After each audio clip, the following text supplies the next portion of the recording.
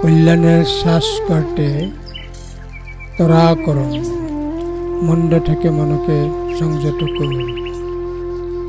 বিলম্ব মনকে মন্দের দিকে পাপের দিকে নিয়ে যায়। ধর্মপদ 116।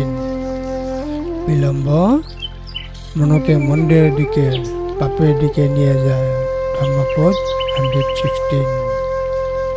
কল্যাণের শ্বাস করতে তরা করুন, মন্দ থেকে মনকে সংযত করুন। ধর্মপদ 116। পুণ্যময় কর্ম সম্পাদনের ক্ষেত্রে সতর্ক থাকুন এবং দ্রুতভাবে কাজ করুন। মন্দ থেকে মনকে হেফাজত করুন।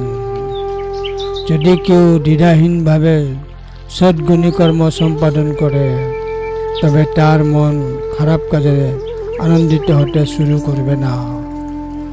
ফলের দিকে তাড়াহুড়া কর এবং মন্দ থেকে মনকে রক্ষা কর, যে ধীর স্থির কল্যাণের মধ্যে মনকে আনন্দ দে। ধর্মপদ 116।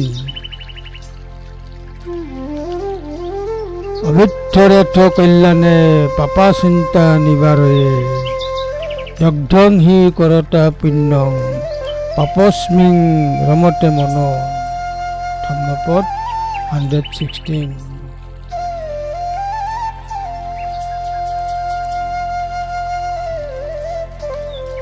অবিথ্যরেথ কল্যাণে পাপা চিত্তং নিবারয়ে, দগ্ধং হি করত পুণ্যং পাপস্মিং রমতে মন।